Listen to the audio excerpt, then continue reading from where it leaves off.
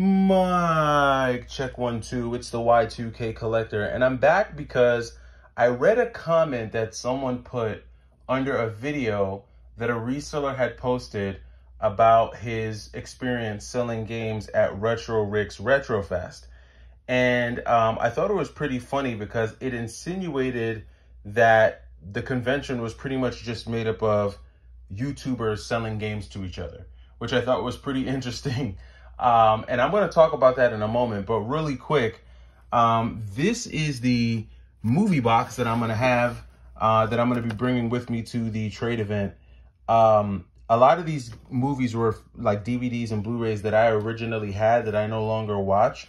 But while I was going through them, I was like, you know what would be cool would be to find some more movies and DVDs that people may want to either purchase or add to their collections. And so I'll probably have the VHSs available for maybe $3 to $5. I've got the Star Wars trilogy right there in VHS. I've got a couple of the movies, Jurassic Park, Ace Ventura. I tried to keep them very like, you know, sci-fi-ish, action, you know, comic booky. There are a few in there that don't meet the criteria. But like I said, a lot of these were just movies that where I had originally had, and I don't watch them as much anymore. And I just found a few more while I was out and about. One of the ones that I found today was this copy of Ace Ventura, Pet Detective. This is a classic, man. I know this isn't like a superhero movie or like an action or anything like that, but I thought that this was pretty cool. A lot of people who are nostalgic for the 90s will remember this film. And this is a cool one to have on VHS. So I picked that one up. I'll have that one for sale. I found all of the Harry Potter films while I was out today. So I picked all of these up. The Goblet of Fire, The Prisoner of Azkaban, The Chamber of Secrets, The Sorcerer's Stone, a bunch of just pretty cool Harry Potter movies that I added there. Also found The Hunger Games, Percy Jackson and the Olympians, The Lightning Thief. And then I found that the first Hulk.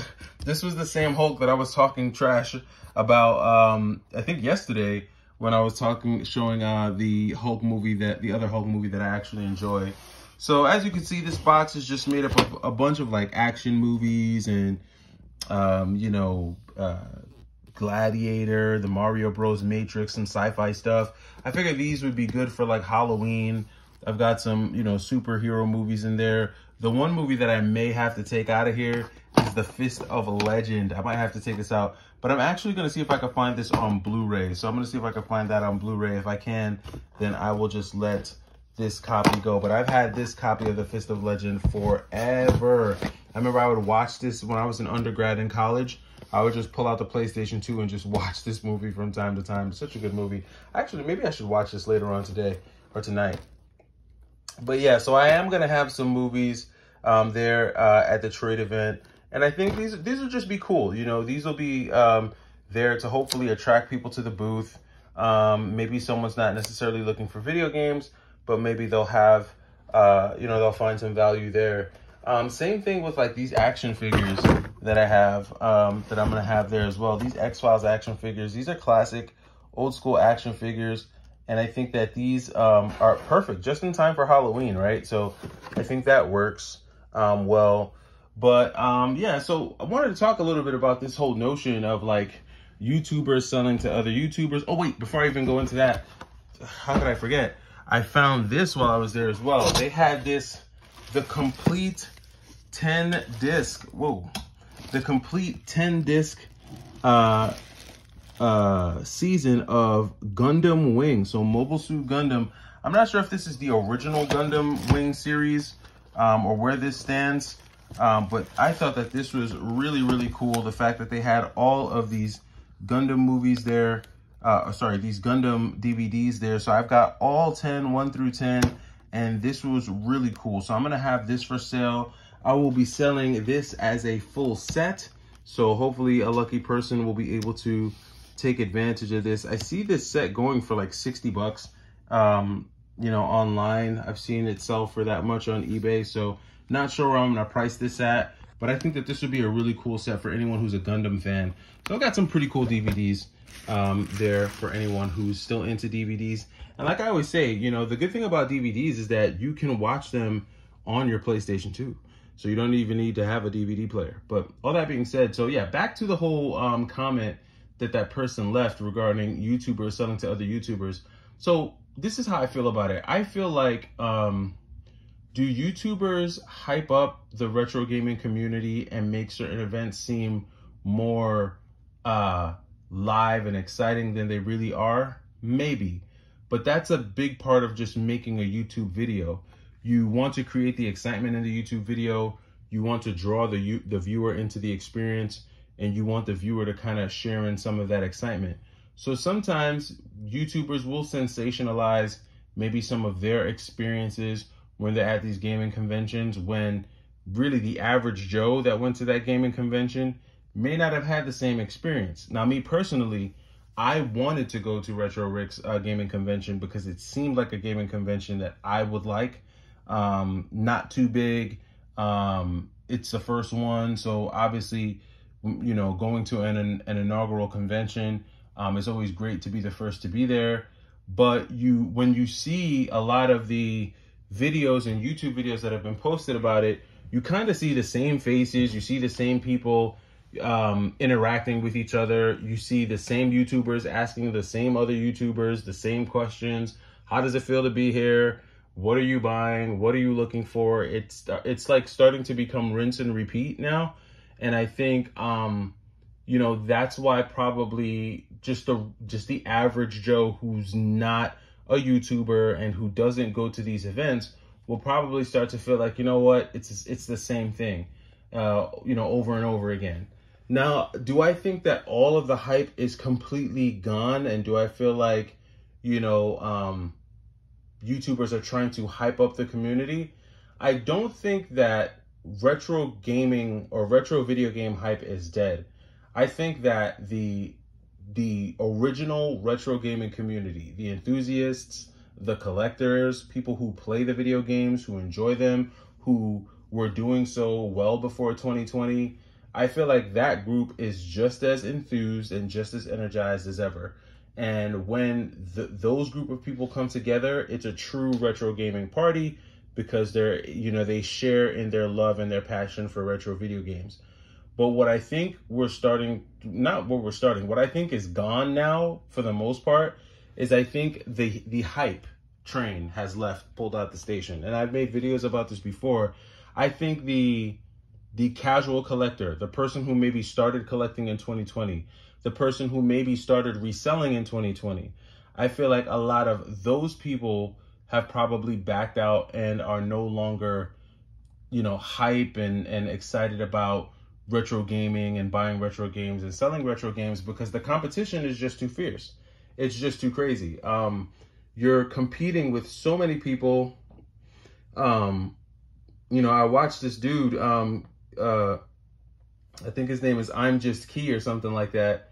He posted a video where he was at a yard sale and like an older lady came and like deboed him out of a stack of games, right? So like when you get to that point where like, you know, older folks are just coming and they're just, you know, yanking games out your hands, you got a problem, right?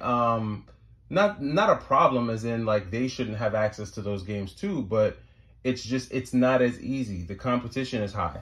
And then I think the final nail in the coffin, which we saw happen now in 2024, was GameStop, right? Them announcing retro game stores.